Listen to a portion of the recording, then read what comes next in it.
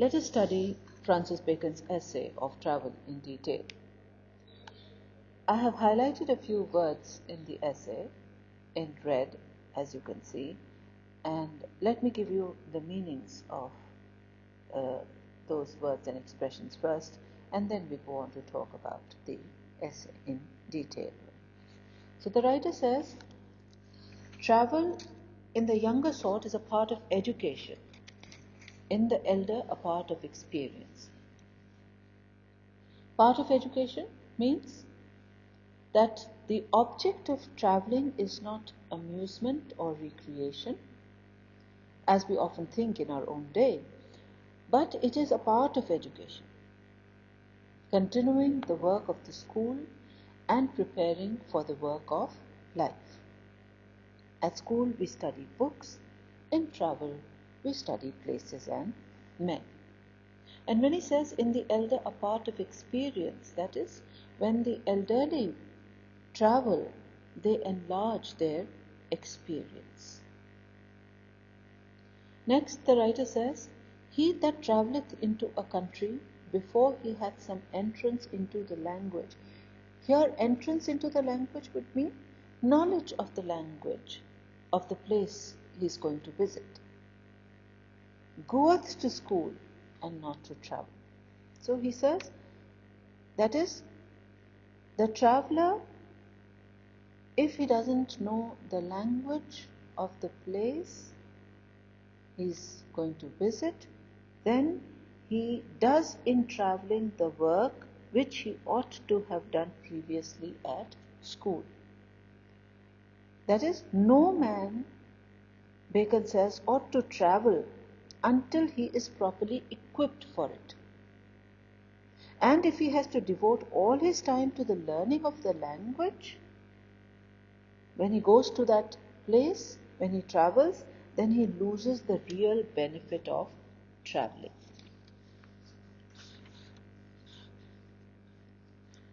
Next, the writer says that young men travel under some tutor or grave servant. I allow well. I allow well, I approve of. That is, a young traveller should go on his travels with a guide who knows the language of that land and one who also knows which are the important places to be visited there and what sort of acquaintances ought to be made, etc.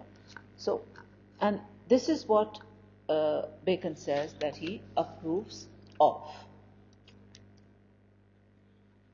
Next you see that the writer says, for else young men shall go hooded and look abroad little.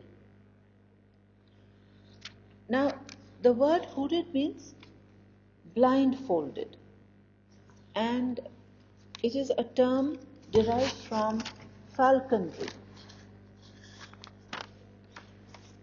Like the hawk, that is like the hawk or falcon used for hunting, whose eyes are ordinarily closed under a hood. So, what the writer is trying to say is that young men should travel under the guidance of some tutor or trustworthy servant who has already visited those particular places and are familiar with the language spoken there or know what is worth learning or worth seeing. For otherwise the young men will be as ignorant after the visit as they were before. They would have gone to these places with covered eyes and would therefore miss seeing a lot of things. In other words, the young men will not gather much knowledge if they do not have the guidance of an experienced tutor or servant. The metaphor hooded eyes, as I've said, is taken from falconry. Hunting with hawk or a falcon was a favorite pastime of the age, and the hawk and the falcon was kept with its eyes mostly covered with pieces of leather so that while hunting it might be able to see nothing but its prey.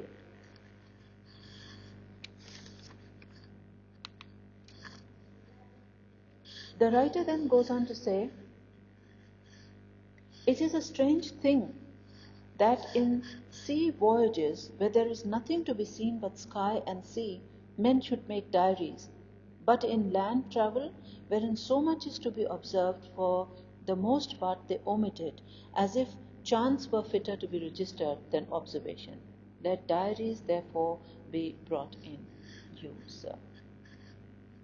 You see that Bacon finds it odd that people going on sea voyages record their experiences in a diary.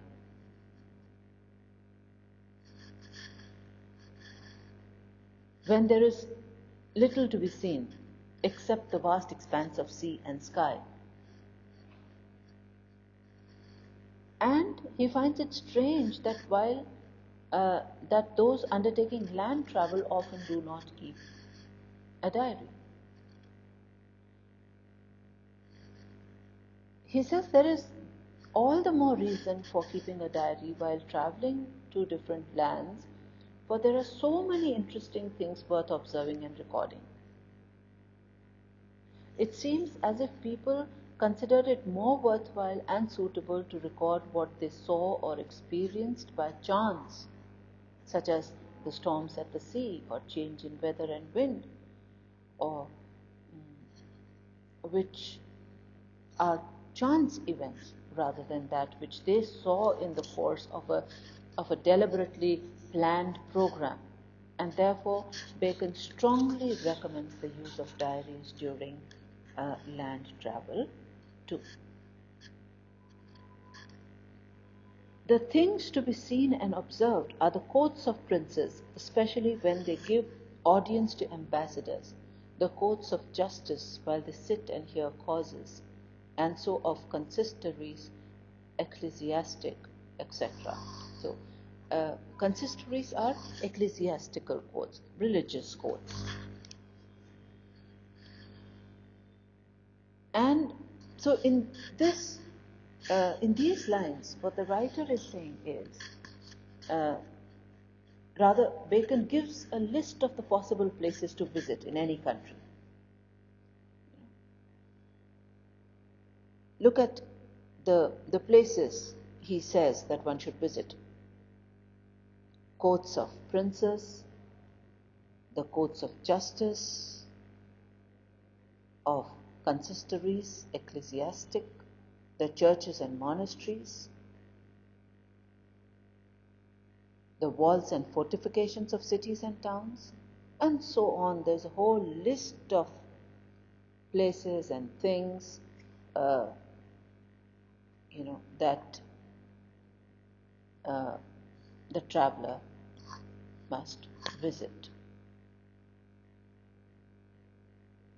All of these places are of interest in the manner of gaining knowledge, information, and useful experience, which, according to Bacon, is the principal aim of traveling. So Bacon has given a list of possible places to visit in any country. And he says that all these places are of interest in the matter of gaining knowledge and useful experience, which, according to him, is the important aim of traveling. And he also says that there are certain things that the travelers themselves do, like visiting triumphs and masques and feasts and weddings and funerals and capital executions. And he says that the travelers do not need any reminder about these shows. They themselves remember them and do not fail to attend them. Then he goes on to say that if you will have a young man to put his travel into a little room, and in short time to gather much, this you must do. First, as was said, he must have some entrance into the language before he goes. That is, he should have some knowledge of the language before he goes to visit a foreign country. then he must have such a servant or tutor as knoweth the country, that is, a person with him, a companion or a servant or a tutor with him who has some knowledge of the place of the country to be visited. Let him carry with him also some card or book, that is, some information about the place that he is going to visit, describing the country where he travelleth, which will be a good key to his inquiry. And then he goes on to say that let him keep also a diary. Some card refers to a chart or a map. No?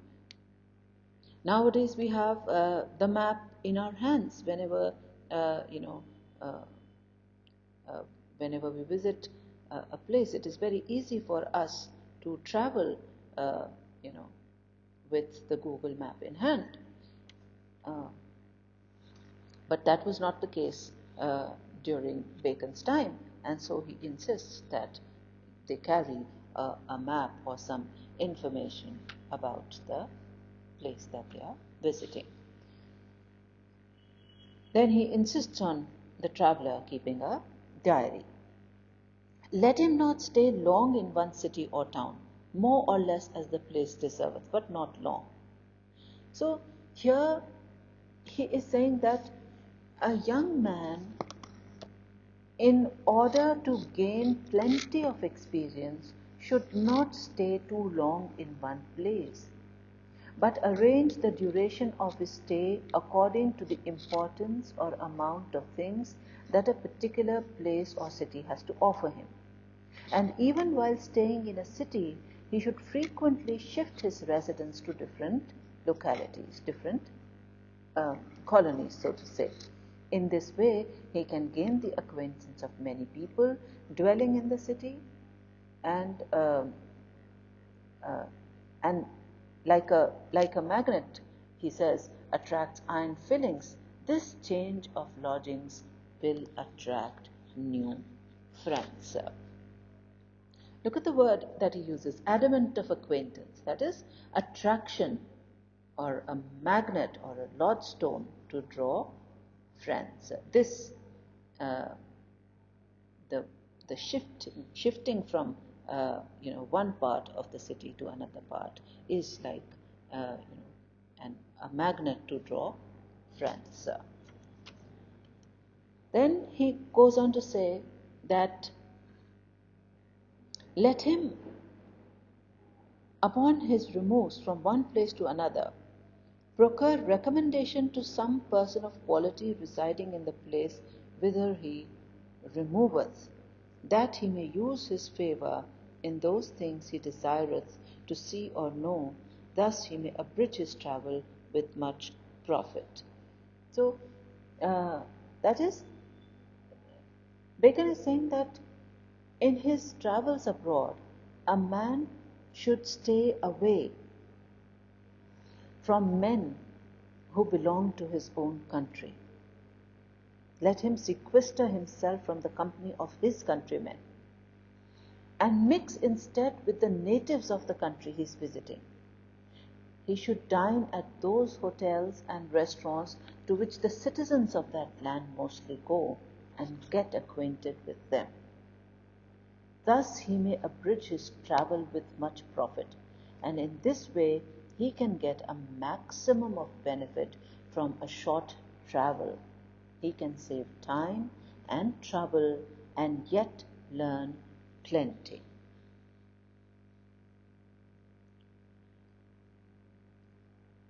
Then the writer says, as for the acquaintance which is to be sought in travel, that which is the most of all profitable is acquaintance with the secretaries and the employed men. Now, employed men, now we now use the word, for a attaché, for a confidential servant attached to an embassy. So, the writer is saying that as regards the acquaintances that a man should try to form on his travels, the most useful, according to Bacon, would be the private secretaries and confidential employees of the various ambassadors in the city. Because by getting acquainted with these men, the traveler can gain a lot of information and knowledge about the various countries that these men come from. So thus, while traveling in one country, a man may learn about many countries.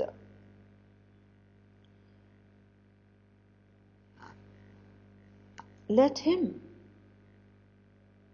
he says, let him also see and visit eminent persons in all kinds which are of great name abroad, that he may be able to tell how the life agreeth with the fame. So, he's saying that a traveler should also make it a point of seeing and meeting those men of the city who are famous in different fields. You know?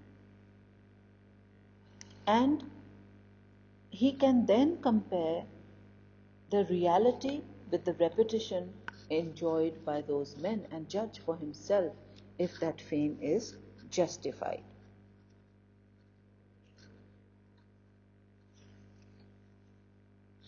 For quarrels, they are, with care and discretion, to be avoided. They are commonly for mistresses, health, place, and words. Bacon strongly advises, and this is a prudential practice to follow, against getting involved in any quarrels or dispute on foreign soil. And he says that quarrels usually start on account of a woman or over the right to propose a toast to the health of an important man. And he says that considerations of rank and seniority do lead to quarrels, as do rude and insulting words. And he cautions the traveler that the latter should carefully and prudentially keep clear of any quarrel. To this end, he would do best to avoid the company of short-tempered and quarrelsome men who may involve or entangle him in their own quarrels. So, what the writer is saying that a traveler can easily avoid quarrels by avoiding the most common causes of quarrels, that is, light attachments to women, wine parties and health drinking, and claims for priority, and disposition to cavil at words and pick a quarrel out of them. So he advises the traveler to not be part of a quarrel while traveling to a foreign city. When a traveler returneth home, let him not leave the countries where he hath travelled altogether behind him, but maintain a correspondence by letters with those of his acquaintance which are of most worth, and let his travel appear rather in his discourse than in his apparel or gesture. And in his discourse let him be rather advised in his answers than forward to tell stories, and let it appear that he doth not change his country manners for those of foreign parts, but only prick in some flowers of that he had learned abroad into the customs of his own country. So, advised is to be thoughtful about, and prick in means plant. So what the writer is saying is that the traveler should not completely cut himself off from the countries he has visited or forget them. When a traveler returneth home, let him not leave the countries where he hath travelled altogether behind him. That is, one should not forget the countries that the traveler has visited once he is back to his own country. He should continue to keep in touch with the men of merit whom he has become friendly within those countries through letters. And let his travel appear rather in his discourse, in his conversation, than in his apparel, than in his dress or gesture. So this advice is based upon keen observation of young men returning from their travels abroad. The evidence of the visits to foreign countries should appear, as Bacon says, in the conversation of men rather than in their dresses and mannerisms. A man should not show off the fact of his wide travel by adopting the fashions and manners of the country he has visited, but reveal his wide experience, his information, his knowledge in his discourse, in his conversation. And there too, he should reply to questions thoughtfully. Let him be rather advised. That is, he should reply to questions thoughtfully and cautiously and not appear over-eager to recount his experiences abroad. He should not imitate the manners of the foreign countries and substitute them for the customs and manners of his own land. He should be selective and choose the best from the culture of the countries he has visited and introduce these into the life and customs of his own country. It is important to remember while reading Bacon's essays of travel that in Bacon's age, the education of a young man was generally completed by his grand tour on the continent. Of course, the reference is to a young man of a rich and noble family. It is with this in mind that Bacon wrote his essay on the subject of travel. But most of the advice given to the young traveler in the essay is still valid and useful. Bacon is here of the opinion that travel is motivated by profit. In this case, gaining education and experience, not money or power, and not by pleasure. The first sentence sets the tone and benefits that travel can provide. There are no digressions, and every sentence is related to the subject. There is a list of precepts, a list of do's and don'ts for the traveler. And though sometimes we feel that there is a sort of, the thoughts are somewhat detached, we see that there is a sort of logic in the manner in which the ideas are presented. The style of the essay is simple and matter of fact and is devoid of the usual Baconian touches such as allusions, Latin expressions and phrases, classical quotation, and striking figures of speech. It is written in a very simple manner, in a very practical manner, detailing all aspects of travel. In the first part of the essay, Bacon says that the full benefit of travel can be secured by previously learning the language of a foreign country to be visited, keeping a diary, seeing all that is worth seeing, moving from place to place, and avoiding the company of one's own countrymen and mingling most with the foreign people, and most importantly, by avoiding quarrels while on the journey. In the next half of the essay, the writer talks about the benefits gained. It says that the benefits gained should be kept up by continuing after one's return home to correspond with our foreign friends, but we should always avoid making a parade of foreign dress or language in our own country. So, read the essay. I have also provided you with the text of the essay. I've given you the meanings of the difficult words or the words as used by the essayist. and we've also discussed the style of the essay. That is it for today. Thank you.